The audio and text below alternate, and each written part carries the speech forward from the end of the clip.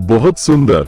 अब मैं आपके लिए हर एक गुप्त ज्ञान, हिडन नॉलेज को 8 अनुच्छेदों में विस्तार से समझाऊंगा, ताकि आप न केवल उसे पढ़ें बल्कि आत्मा से अनुभव करें। हम पहले विषय से शुरू करते हैं। 1. कुंडलिनी शक्ति, तुम्हारे भीतर सुप्त ब्रह्मांड। कुंडलिनी शब्द का अर्थ है कुंडली मारकर बैठी हुई ऊर्जा। ये शक्ति हमारे शरीर के मूलाधार चक्र में स्थित होती है, जो रीढ़ की हड्डी के सबसे निचले भाग में होता है। इसे एक सर्पिणी शक्ति के रूप में जाना जाता है, जो सोई हुई अवस्था में रहती है। ये ब्रह्मांडीय शक्ति है जिसे जागृत करके साधक स्वयं में ईश्वर के दर्शन कर सकता है। कुंडलिनी केवल एक ऊर्जा नहीं है, ये चेतना की वह तरंग है जो ब्रह्मांड से तुम्हें जोड़ सकती है। जब ये शक्ति जागती है तो साधक की चेतना बदलने लगती है। उसका मन शुद्ध होने लगता है, इंद्रियां नियंत्रित हो जाती हैं और भीतर एक प्रकाश जागता है। यह अनुभव केवल शास्त्रों में नहीं, साधना से होता है। कुंडलिनी की यात्रा 7 मुख्य चक्रों से होकर गुजरती है। ये हैं मूलाधार, स्वादिष्ठान, मणिपुर, अनाहत, विशुद्धि, आज्ञा और सहस्रार। हर चक्र जीवन के एक आयाम का प्रतिनिधित्व करता है। जैसे जैसे कुंडलिनी ऊपर उठती है, साधक एक एक करके इन स्तरों से गुजरता है और आध्यात्मिक रूप से परिपक्व होता है। कुंडलिनी को जागृत करने के लिए केवल अभ्यास नहीं, तपस्या चाहिए। ये किसी पुस्तक से नहीं होता, बल्कि गुरु की कृपा, ब्रह्मचर्य पालन, शुद्ध आहार और नियमित ध्यान से यह ऊर्जा हिलती है। जब वो पहली बार जागती है तो साधक को अद्भुत अनुभव होते हैं, जैसे शरीर हल्का हो जाना, दिव्य दृष्टि और गहन शांति। लेकिन कुंडलिनी की साधना बहुत सावधानी से करनी चाहिए। यदि यह बिना मार्गदर्शन के जागे तो मानसिक विकृति, शरीर में असंतुलन और भय पैदा हो सकता है। इसीलिए प्राचीन काल में इसे गुप्त रखा गया था, केवल योग्य शिष्यों को ही दी जाती थी। योग शास्त्र में इसे शिव और शक्ति का मिलन कहा गया है। मूलाधार में शक्ति है और सहस्रार में शिव। जब कुंडलिनी सहस्रार तक पहुंचती है, तब दोनों का मिलन होता है और साधक को परम ब्रह्म की प्राप्ति होती है। इसे समाधि कहा गया है। आधुनिक विज्ञान भी अब यह मानने लगा है कि हमारे रीढ़ की हड्डी और मस्तिष्क में सूक्ष्म ऊर्जा केंद्र हैं। योग और ध्यान के माध्यम से इन पर प्रभाव पड़ता है। कुंडलिनी योग प्राचीन ज्ञान और आधुनिक न्यूरोसाइंस का अद्भुत संगम है। यदि आप कुंडलिनी के मार्ग पर चलना चाहते हैं तो पहला कदम है स्वयं को शुद्ध करना। केवल आसन या प्राणायाम से नहीं, बल्कि विचारों की पवित्रता, सच्चे भाव और निरंतर साधना से ही यह यात्रा शुरू होती है। यह मार्ग कठिन जरूर है, पर जिसने इस शक्ति को जगा लिया वो फिर कभी पहले जैसा नहीं रहता। बहुत सुंदर। अब हम दूसरे रहस्यमय ज्ञान, नाद ब्रह्म की गहराई में उतरते हैं। 2. नाद ब्रह्म, ब्रह्मांड की पहली ध्वनि। नाद का शाब्दिक अर्थ होता है ध्वनि, और ब्रह्म का अर्थ है परम सत्य, परम चेतना। जब हम कहते हैं नाद ब्रह्म, तो उसका मतलब होता है ध्वनि ही ब्रह्म है। यह विचार बहुत गहरा है। ऋषियों ने हजारों साल पहले महसूस किया था कि इस सृष्टि की उत्पत्ति किसी पदार्थ से नहीं, बल्कि ध्वनि की एक सूक्ष्म तरंग से हुई। जब सृष्टि का आरंभ हुआ तब कुछ नहीं था, केवल मौन। फिर उस मौन से एक कंपन निकला, जिसे उन्होंने ओम कहा। यह कोई साधारण ध्वनि नहीं, बल्कि उस क्षण की अनुगूंज थी जब ब्रह्मांड जन्मा। यही ओम नाद ब्रह्म है। यह वह कंपन है जो आज भी ब्रह्मांड में गूंज रहा है, हर धड़कन में, हर श्वास में, हर तारे की गति में। प्राचीन ग्रंथों में कहा गया है कि ओम 3 भागों से मिलकर बना है, अ, उ, म। अ ब्रह्मा का प्रतीक है, सृजन, उ विष्णु का पालन और म शिव का संहार। जब हम इसे उच्चारित करते हैं तो यह हमारे शरीर के 3 स्तरों, स्थूल, सूक्ष्म और कारण शरीर को स्पंदित करता है। नाद ब्रह्म हमें ब्रह्मा, विष्णु और शिव से जोड़ देता है। ध्यान की विधाओं में नाद योग एक विशिष्ट पथ है। इसमें साधक बाहरी आवाजों से ध्यान हटाकर भीतर की अनाहत ध्वनि, स्पॉन्टेनियस इनर साउंड को सुनता है। ये ध्वनि तब प्रकट होती है जब मन शांत हो जाए और इंद्रियां भीतर की ओर मुड़ जाएं। उस समय बिना बोले कुछ सुनाई देता है, वही है अनाहत नाद। ये ध्वनि कोई भाषा नहीं बोलती, लेकिन आत्मा को छूती है। जब आप एकांत में मौन में बैठते हैं और अचानक आपको भीतर कोई मधुर निरंतर ध्वनि सुनाई देती है, जैसे शंख की आवाज, घंटी की टन टन, वीणा के झंकार जैसी, वो कोई बीमारी नहीं, वो चेतना की उच्च अवस्था है।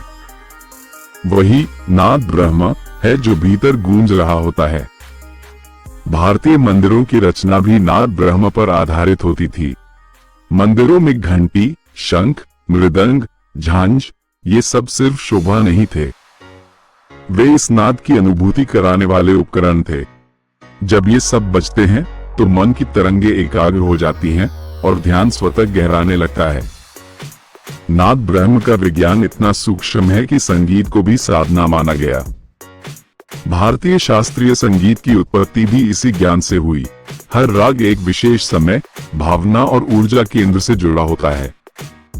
यही कारण है कि कुछ राग सुनते ही आंखें भर आती हैं और कुछ सुनते ही नृत्य का मन करता है। वो केवल संगीत नहीं, चेतना का कंपन है। यदि आप ध्यान में गहराई चाहते हैं तो नाद को सुनना सीखिए, बाहर नहीं, भीतर। मौन में बैठिए, लयबद्ध श्वास लीजिए और ओम का उच्चारण करिए। धीरे धीरे जब मन स्थिर होगा तो आपको वो ब्रह्म सुनाई देगा जिसे शब्दों में नहीं बांधा जा सकता। नाद ब्रह्म आपको परमात्मा से नहीं, स्वयं से मिलवाता है।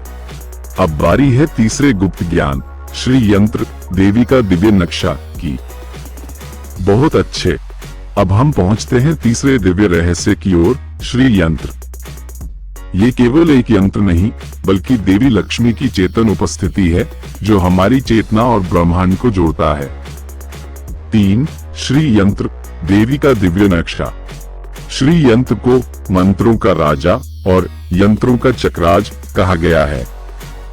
यह एक रहस्यमयी ज्यामितीय रचना है जिसमें 9 त्रिकोण होते हैं, 5 नीचे की ओर और 4 ऊपर की ओर।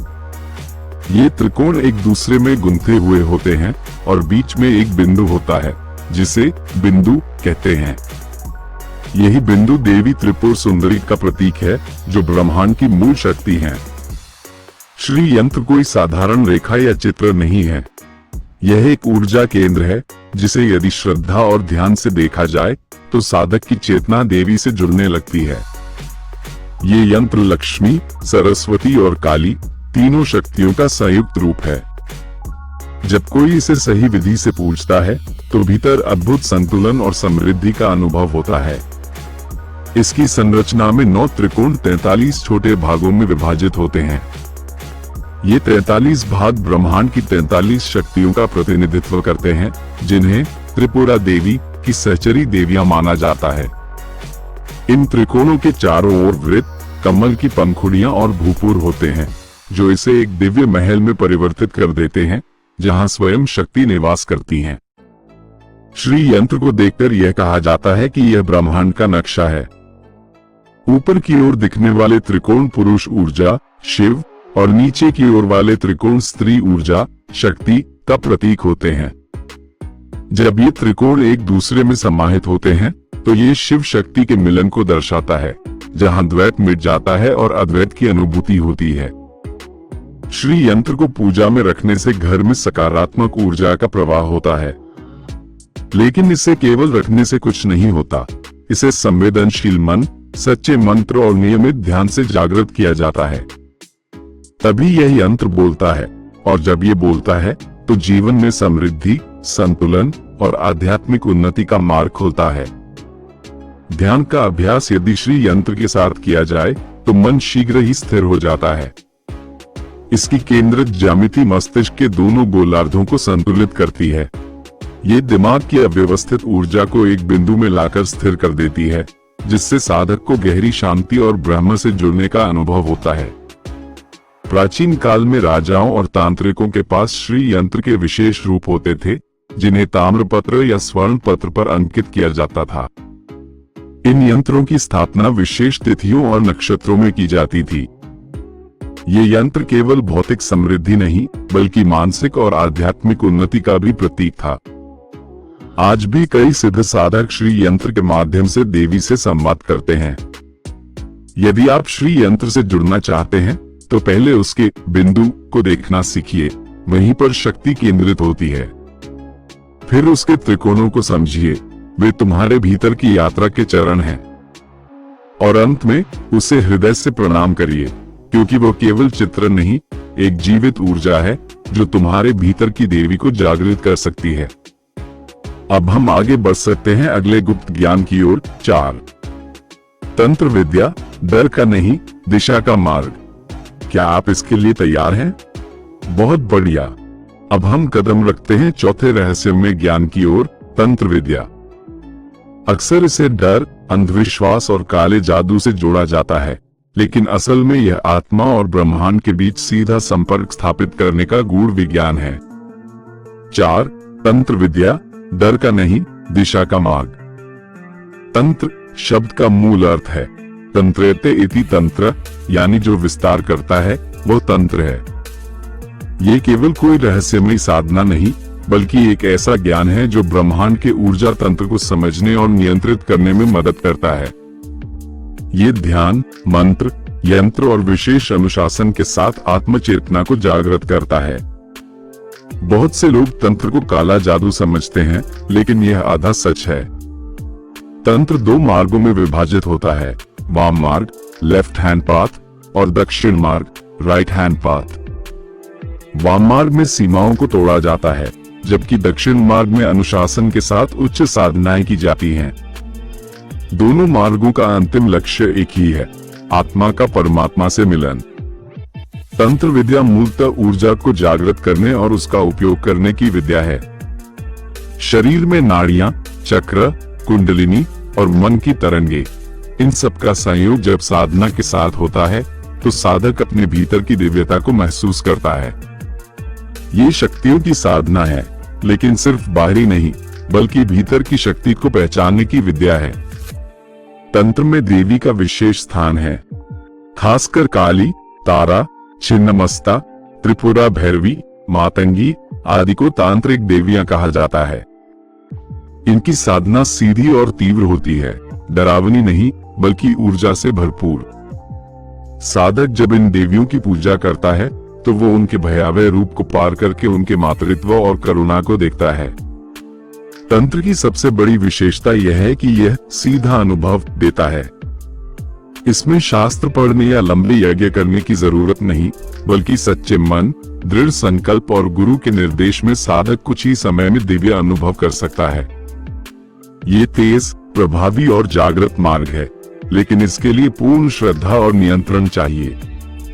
ये तांत्रिक क्रियाएं रात में होती हैं, विशेष रूप से अमावस्या को। यह इसलिए क्योंकि रात्रि में ऊर्जा का प्रवाह अलग होता है और साधक का मन भी शांत रहता है। लेकिन इन क्रियाओं को गलत तरीके से करने पर गंभीर परिणाम हो सकते हैं, इसलिए प्राचीन काल में ये ज्ञान केवल योग्य और संयमी शिष्यों को ही दिया जाता था। तंत्र केवल भौतिक इच्छाओं की पूर्ति नहीं, आत्म विकास का भी मार्ग है। जो साधक केवल धन, वशीकरण या शक्ति के लिए तंत्र का प्रयोग करते हैं, वे अधूरे रह जाते हैं। लेकिन जो इसे ईश्वर की प्राप्ति, आत्म जागरण और सेवा के लिए अपनाते हैं, उन्हें तंत्र एक देवी के आशीर्वाद की तरह मार्गदर्शन देता है। तंत्र विद्या का सार यही है, जो भीतर है वही बाहर है। यदि मन स्थिर है, भाव शुद्ध हैं और मार्ग सही है, तो तंत्र तुम्हें न केवल शक्ति देगा बल्कि तुम्हारे भीतर छुपे ब्रह्म से मिलवा देगा। डरने की नहीं, जागने की विद्या है तंत्र, जहां तुम स्वयं देवी या शिव बन जाते हो। अब अगला गूढ़ विषय होगा 5 ब्रह्मांडीय मेधा, कॉस्मिक इंटेलिजेंस, अक्ल से आगे की बुद्धि। क्या इसे भी विस्तार से जानना चाहेंगे? बहुत सुंदर। अब हम प्रवेश करते हैं 5वें गुप्त ज्ञान में, ब्रह्मांडीय मेधा, कॉस्मिक इंटेलिजेंस। यह वह चेतना है जो न केवल ब्रह्मांड को चला रही है बल्कि हमारे भीतर भी धड़क रही है। यह कोई कल्पना नहीं बल्कि वह बोध है जिसे अनुभवी ऋषियों ने ऋतम, ऋषि चेतना और पराज्ञान जैसे नाम दिए हैं। 5 ब्रह्मांडीय मेधा, अक्ल से आगे की बुद्धि। हम जो सोचते हैं कि हम जानते हैं वह केवल मन की बुद्धि होती है, लेकिन उसके पार एक और प्रकार की समझ होती है, सात्विक, सहज और गहन, जिसे ब्रह्मांडीय मेधा कहते हैं। यह वो बुद्धि है जो बिना पढ़े जानती है, बिना सिखाए समझती है और बिना अनुभव किए भी सत्य को पकड़ लेती है। ये ब्रह्मांड केवल भौतिक पदार्थों से नहीं बल्कि एक सुपर इंटेलिजेंस से चल रहा है। हर ग्रह की गति, हर फूल का खिलना, हर बच्चे का जन्म, ये सब एक अदृश्य ऑर्डर के अनुसार होता है। यही ब्रह्मांडीय मेधा है जो न आंखों से दिखती है न माइक्रोस्कोप से, लेकिन हर चीज में झलकती है। जब कोई साधक ध्यान में गहराई से उतरता है तो उसका मस्तिष्क व्यक्तिगत सोच से ऊपर उठ जाता है। वो ब्रह्मांड के उस स्रोत बुद्धि से जुड़ता है जहां ज्ञान स्वतः आता है। ऋषियों ने इसी स्थिति में वेदों को सुना था। वे उन्हें रचे नहीं थे बल्कि श्रुति के रूप में अंतरिक्ष से ग्रहण किया था। आधुनिक विज्ञान भी अब मानने लगा है कि मानव मस्तिष्क एक क्वांटम रिसीवर है। जैसे रेडियो तरंगे ग्रहण करता है, वैसे ही हमारा मस्तिष्क ब्रह्मांडीय तरंगों को पकड़ सकता है यदि वो शांत, केंद्रित और शुद्ध हो। इसीलिए ध्यान, मौन और सात्विक जीवन ब्रह्मांडीय मेधा को सक्रिय करने का आधार बनते हैं।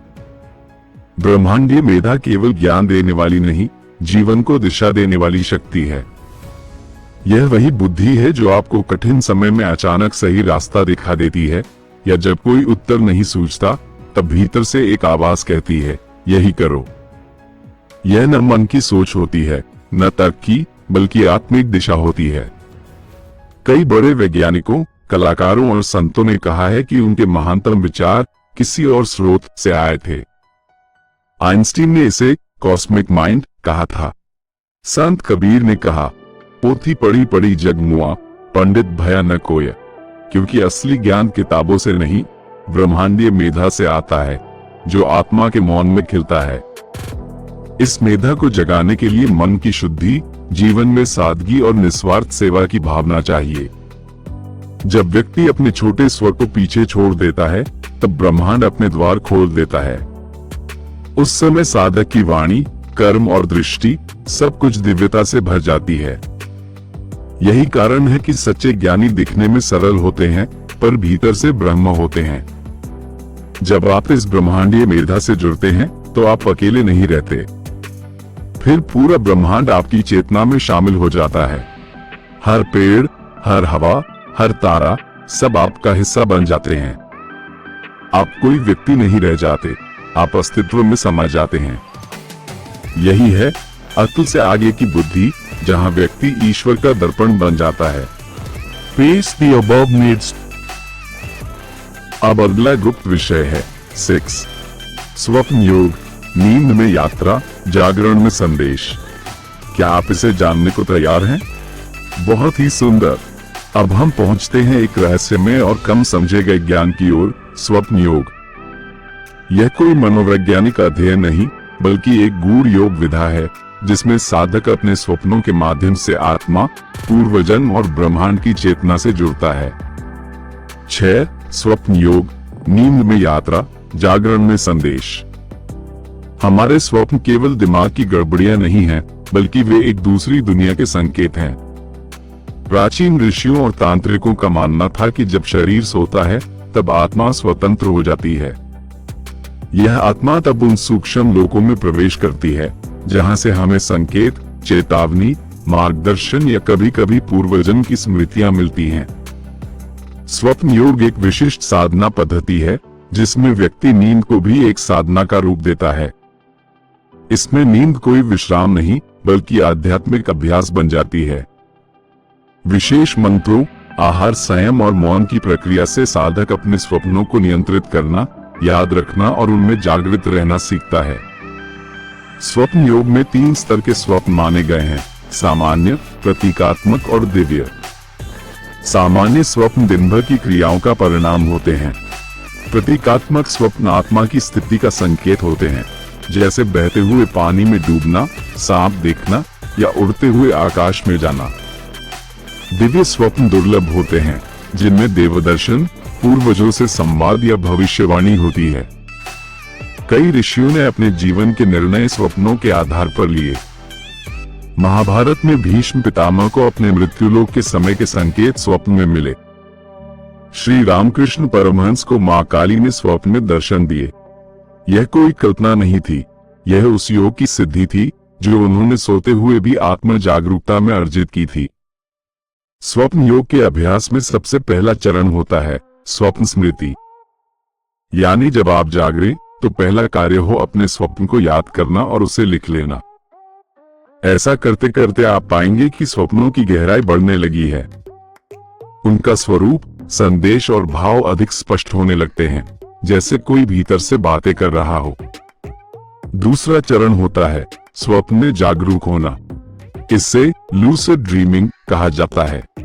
इसमें व्यक्ति जानता है कि वो स्वप्न देख रहा है और फिर वो स्वप्न में इच्छा अनुसार उड़ सकता है, बात कर सकता है या कोई उत्तर पा सकता है।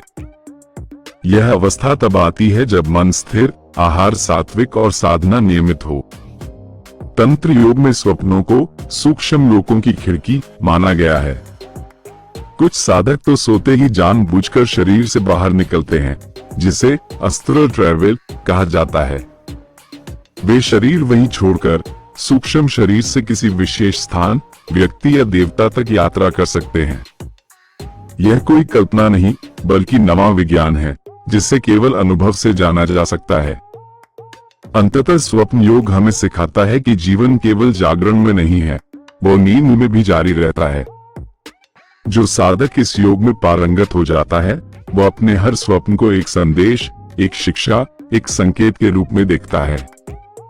उसके लिए नींद मृत्यु जैसी नहीं बल्कि चेतना की अगली यात्रा बन जाती है। अब अगला गुप्त विषय है 7 कुंडलिनी जागरण, भीतर की सर्पिणी शक्ति का उठना। क्या आप इसके लिए तैयार हैं? बहुत अच्छा। अब हम प्रवेश कर रहे हैं उस गूढ़ रहस्य में जिसे प्राचीन योगियों ने भीतर की देवी कहा। ये है कुंडलिनी जागरण, वह दिव्य ऊर्जा जो हमारी रीढ़ की हड्डी में सर्पिणी रूप में सुप्त अवस्था में पड़ी रहती है। जब ये जागती है तो साधक एक सामान्य मानव से दिव्य पुरुष या स्त्री बन जाता है। 7 कुंडलिनी जागरण, भीतर की सर्पिणी शक्ति का उठना। कुंडलिनी एक दिव्य ऊर्जा है जो हमारे शरीर में मूलाधार चक्र में सुप्त अवस्था में निवास करती है। योग शास्त्रों में इसे एक सर्पिणी, सर्प के समान कुंडली मारी हुई देवी माना गया है, जो तब तक सोई रहती है जब तक साधक साधना, ध्यान और आत्मशुद्धि से उसे जगाता नहीं। यही वो शक्ति है जिससे योगी चमत्कारी, दिव्य और ब्रह्मज्ञान युक्त बनते हैं। जब ये शक्ति जागती है तो वो हमारी रीढ़, स्पाइन के मध्य से उठती हुई 6 चक्रों को भेदती है, मूलाधार से लेकर आज्ञा और फिर सहस्रार तक। हर चक्र एक विशेष चेतना, एक मानसिक स्थिति और एक जीवन शक्ति को नियंत्रित करता है। कुंडलिनी के जागते ही इन सभी चक्रों की शक्ति सक्रिय हो जाती है और साधक अपने भीतर देवत्व का अनुभव करता है। कुंडलिनी केवल ऊर्जा नहीं, एक चेतन देवी है। तंत्र, योग और वेद सब उसे एक जीवित शक्ति के रूप में मानते हैं। उसकी क्रिया धीमी और नियंत्रित होनी चाहिए, क्योंकि अचानक या बलपूर्वक जागरण से मानसिक, शारीरिक असंतुलन हो सकता है। इसलिए इसे केवल योग्य गुरु के सानिध्य में ही करने की सलाह दी जाती है। जब कुंडलिनी जागती है तो साधक के भीतर तीव्र कंपन, गर्मी, रोशनी और भीतर नाद, ध्वनि का अनुभव होता है। उसकी दृष्टि बदल जाती है। वो जगत को केवल शरीर या रूपों के रूप में नहीं देखता, बल्कि ऊर्जाओं, चेतनाओं और आत्मा के स्तर पर देखता है। यह अवस्था एक दिव्य मोक्ष की शुरुआत होती है। कुंडलिनी के सक्रिय होने पर साधक की इच्छाएं शुद्ध हो जाती हैं। अब वह किसी से कुछ लेना नहीं चाहता, बल्कि देने वाला बन जाता है। भीतर करुणा, ज्ञान और शांति का विस्फोट होता है। शरीर में अजीब परिवर्तन होते हैं, सांसें धीमी, स्पंदन हल्के और आंखों में दिव्यता आ जाती है। यही कारण है कि सच्चे योगी देखने मात्र से ही शांत कर देते हैं। हर चक्र जिसे कुंडलिनी पार करती है, जीवन के एक बंधन को खोलता है। जैसे स्वादिष्ठान चक्र खुलने पर रचनात्मकता, मणिपुर खुलने पर आत्मबल, अनाहत चक्र से प्रेम और आज्ञा चक्र से अंतर्ज्ञान जागता है। और जब सहस्रार चक्र पर कुंडलिनी पहुंचती है तो मैं और ईश्वर का भेद मिट जाता है। साधकों को कुंडलिनी जागरण में अनेक परीक्षाएं भी आती हैं। यह मार्ग फूलों का नहीं, अग्नि का होता है। शरीर की शुद्धि, इंद्रियों पर नियंत्रण, पूर्ण ब्रह्मचर्य, सत्य भाषण और मौन, ये सब उसकी तैयारी है। लेकिन जो साधक इन चुनौतियों को पार करता है उसके लिए ईश्वर स्वयं प्रकट हो जाता है, उसके अंदर ही। कुंडलिनी जागरण कोई चमत्कार नहीं बल्कि मानव जीवन की सबसे ऊंची संभावना है। ये दर्शाता है कि हर मनुष्य के भीतर देवी सोई हुई है और जब वो जागती है तो साधक केवल जीव नहीं रहता, वो शिव हो जाता है। यही कुंडलिनी है, तुम्हारे भीतर की देवी जो तुम्हारी आत्मा को ब्रह्म से मिलाने आई है। अब अगला रहस्यमय ज्ञान है 8 नाद योग, भीतर की अनहद ध्वनि से ब्रह्म की प्राप्ति। क्या आप इसके लिए भी तैयार हैं? बहुत ही अद्भुत। अब हम प्रवेश कर रहे हैं एक ऐसे रहस्य में जिसे सुनना तो सब चाहते हैं, मगर सुन पाना एक तपस्वी का कार्य है। यह है नाद योग, वो दिव्य पद जहाँ कोई वाणी नहीं बोलती पर भीतर अनहद ध्वनि गूंजती है। आइए इसे भी उसी शांति, उसी गहराई और उसी मानवीय भाव से समझते हैं। 8 नाद योग, भीतर की अनहद ध्वनि से ब्रह्म की प्राप्ति। नाद का अर्थ है ध्वनि, लेकिन ये कोई साधारण आवाज नहीं होती। नाद योग में हम उस ध्वनि के स्रोत तक पहुंचने का प्रयास करते हैं जो न कानों से सुनी जाती है न किसी वाद्य से उत्पन्न होती है। यह वह आंतरिक ध्वनि है जिसे केवल ध्यान, मौन और आत्म संयम से सुना जा सकता है। इसे अनहद नाद भी कहते हैं, यानी वो जो कभी नहीं रुके। नाद योग का आधार है, शब्द ही ब्रह्म है। प्राचीन ऋषियों ने कहा नाद ब्रह्मा, अर्थात ब्रह्म की सबसे पहली अभिव्यक्ति ध्वनि के रूप में हुई। ओम उसी दिव्य ध्वनि का रूप है। यह नाद शरीर के भीतर कई स्वरूपों में कंपन करता है और साधक जब इसे सुनने लगता है तब वो ईश्वर की सांसों को महसूस करने लगता है। नाद योगी किसी वाद्य यंत्र से नहीं, अपने ही शरीर और चेतना से संगीत पैदा करता है। शुरुआत में वह बाहरी भजन, ओम ध्वनि, झंकार आदि से ध्यान करता है। धीरे धीरे उसका मन शांत होता है और एक दिन ऐसा आता है जब भीतर से खुद ब खुद ध्वनि उठती है, जैसे शंख की ध्वनि, घंटी, वीणा, बांसुरी या झरने जैसी तरंगे। ये ध्वनियां किसी दिव्य लोक की नहीं बल्कि आपके ही सूक्ष्म शरीर से निकलती हैं। योग शास्त्र बताते हैं कि जब मन स्थिर होता है, प्राण नियंत्रित होते हैं और इंद्रियां संयमित, तब नाभि, हृदय और मस्तिष्क के आसपास नाद स्वयं प्रकट होता है। ये साधक को धीरे धीरे आत्मा के भीतर गहराई से जोड़ देता है। नाद योग केवल सुनना नहीं है, यह एक अंतिम यात्रा है। साधक इस ध्वनि की डोर पकड़कर भीतर यात्रा करता है, ठीक वैसे जैसे कोई पक्षी आवाज की दिशा में उड़ता है। वो इस अनहद ध्वनि के सहारे शरीर, मन, विचार और अंत में अहंकार को भी पार कर उस बिंदु तक पहुंचता है जहां केवल वह है, शुद्ध ब्रह्म। इस साधना में साधक मौन का अभ्यास करता है। जितना बाहर का शोर कम होगा, उतनी भीतर की ध्वनि स्पष्ट होगी।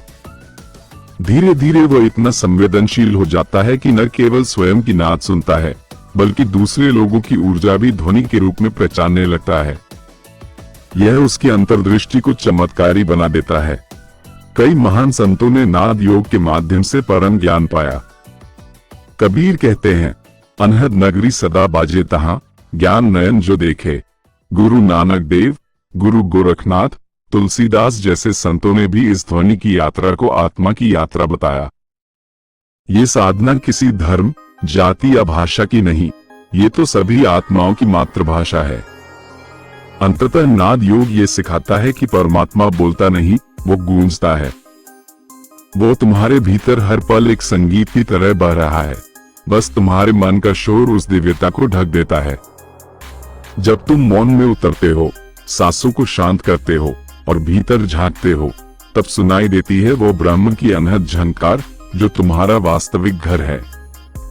अब अगला गुप्त विषय होगा 9 समय यात्रा, टाइम ट्रैवल, योग, मंत्र और चित्त के माध्यम से काल पर विजय। क्या आप इसके लिए भी तैयार हैं?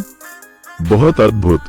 अब हम एक ऐसे रहस्य में प्रवेश कर रहे हैं जिसे आज की आधुनिक विज्ञान कल्पना, साइंस फिक्शन मानता है, लेकिन भारत के प्राचीन ग्रंथों और योगियों के लिए यह एक साध्य कला रही है।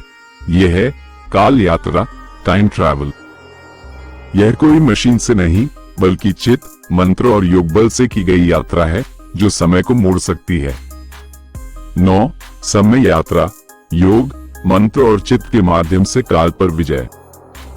समय यात्रा का अर्थ है भूत, वर्तमान और भविष्य में गमन। आधुनिक भौतिक विज्ञान इसे अभी भी सिद्ध नहीं कर पाया है, मगर हमारे ग्रंथों में ऐसे दर्जनों प्रमाण मिलते हैं जहां योगी या ऋषि समय की सीमाओं को पार कर चुके हैं। महाभारत में वर्णन आता है कि काकभुशुंडी, अष्टावक्र और नारद मुनि समय के पार जाकर अलग अलग युगों की घटनाएं देख पाए। भारत में समय को केवल घड़ी या कैलेंडर से नहीं मापा जाता था। समय एक ऊर्जा है, एक तत्व। इससे काल कहा गया, और काल केवल घड़ी की सुई नहीं बल्कि संपूर्ण ब्रह्मांड की गति है।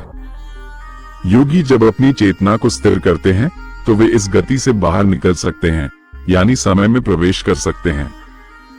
योग के कुछ विशेष मार्ग जैसे त्राटक, काल ज्ञान योग, स्वप्न योग और मंत्र सिद्धि साधकों को समय के परे ले जाते हैं। त्राटक में जब साधक दिया या बिंदु पर लंबे समय तक ध्यान करता है तो उसकी चेतना समय की धारा से अलग होकर सूक्ष्म जगत में प्रवेश कर जाती है, जहां भूत और भविष्य दोनों को देखा जा सकता है। कुछ विशेष मंत्र जैसे काल भैरव मंत्र, महात्रिपुरा सुंदरी काल यंत्र और शिव संकल्प सूक्त साधक के चित्त को इतना प्रबल बना देते हैं कि वह वर्तमान को पार कर काल झरोखे में झांक सकता है।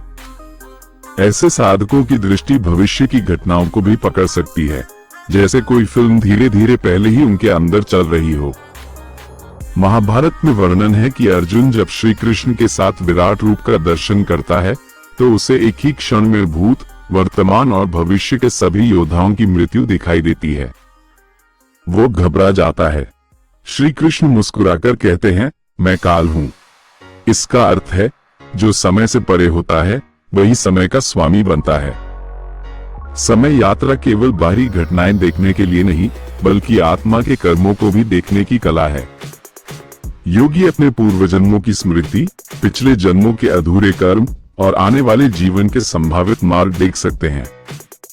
यह उन्हें निर्णय लेने, मोह से मुक्त होने और साक्षी भाव में जीने की शक्ति देता है। तिब्बती बौद्ध और नाथ योगी ऐसी गुफाओं में ध्यान करते हैं जहां समय धीमा चलता है। कहा जाता है कि कोई योगी वहां 1 वर्ष ध्यान करता है, पर जब बाहर निकलता है तो कई दशकों का समय बीत चुका होता है। ये काल झुकाव, टाइम डायलेशन की सिद्धि है जो सामान्य समझ से परे है, लेकिन चेतना की सूक्ष्मता से संभव है। समय यात्रा हमें ये सिखाती है कि हम केवल शरीर नहीं हैं, हम चेतना हैं और चेतना का कोई समय नहीं होता। जब हम ध्यान में, मंत्र में या स्वप्न में गहराई से उतरते हैं तो हम समय को मोड़ सकते हैं।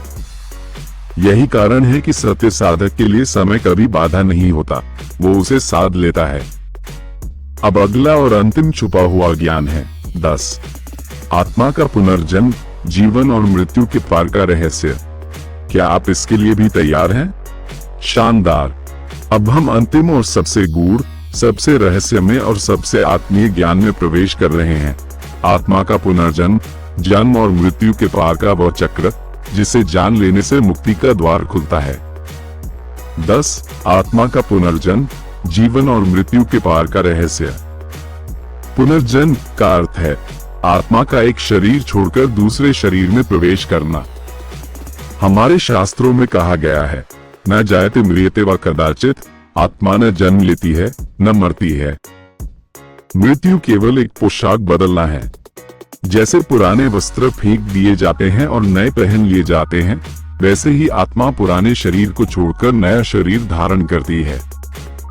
आत्मा अमर है, लेकिन उसका अनुभव हर जन्म में नया होता है। हर जीवन में हम कुछ कर्म अधूरे छोड़ देते हैं, कुछ सीख अधूरी रह जाती हैं। वही अधूरी ऊर्जा आत्मा को आगे धकेलती है पुनर्जन्म की ओर। इस चक्र को संसार या भवचक्र कहते हैं। और जब आत्मा पूर्ण ज्ञान पा लेती है तभी यह चक्र टूटता है। आत्मा का अगला जन्म केवल संयोग नहीं होता, ये पुनर्तः कर्म के आधार पर होता है। हमारे कर्म, हमारे विचार, हमारी इच्छाएं, ये सब आत्मा के चारों ओर एक ऊर्जा का घेरा बनाते हैं। मृत्यु के बाद ये ऊर्जा हमें उस जगह, उस परिवार और उस शरीर की ओर खींचती है जहां ये कर्म पूरे हो सकते हैं। कई बच्चों को अपने पिछले जन्म की स्मृति रहती है। भारत में तो ऐसे कई सत्य प्रमाण हैं जहां बच्चे ने अपनी पूर्वजन्म की मां, घर या हत्या तक का वर्णन किया और सब सच निकला। इसका अर्थ है कि आत्मा में स्मृति का बीज रहता है जो कुछ जन्मों तक सक्रिय रहता है। ध्यान और साधना से यह बीज जागृत हो सकता है। पुनर्जन्म केवल मनुष्यों तक सीमित नहीं, ये सभी प्राणियों के लिए है। आज का मनुष्य यदि अहंकारी और निर्दयी हो जाए तो अगला जन्म किसी पशु के रूप में भी हो सकता है। और एक साधारण पशु यदि सेवा, भक्ति और विश्वास में स्थित हो जाए तो वो मानव योनि भी पा सकता है। यही कारण है कि भारतीय संस्कृति हर जीव में आत्मा को पूछती है। मृत्यु के तुरंत बाद आत्मा कुछ समय सूक्ष्म लोक में रहती है, जहां उसे अपने कर्मों का विश्लेषण करना होता है। कई योगियों ने बताया है कि मृत्यु के बाद आत्मा के सामने एक ज्योति या चलचित्र की तरह जीवन की घटनाएं आती हैं, जैसे आत्मा स्वयं को जज करती है। फिर वह अगले जन्म के लिए तैयार होती है। आत्मा को मुक्ति तब मिलती है जब वो पुनर्जन्म के चक्र को तोड़ देती है।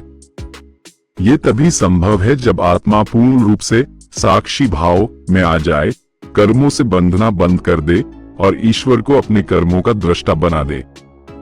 तब जन्म मरण की आवृत्तियां समाप्त हो जाती हैं और आत्मा ब्रह्म में विलीन हो जाती है। पुनर्जन्म का ज्ञान हमें सिखाता है कि हर कर्म का परिणाम निश्चित है। आज जो हम करते हैं वो कल हमें मिलेगा, चाहे इस जन्म में या अगले में। इसलिए विवेकपूर्ण जीवन, करुणा, सेवा और साधना ही हमारी आत्मा की यात्रा को सहज, सुंदर और अंततः मुक्त बना सकते हैं। यही इस जीवन की सबसे बड़ी तैयारी है। अब हमने 10 रहस्यमयी और छुपे हुए हिंदू ज्ञानों की पूर्ण यात्रा पूरी की है, हर बिंदु को आत्मा से जोड़ते हुए, गहराई से समझते हुए।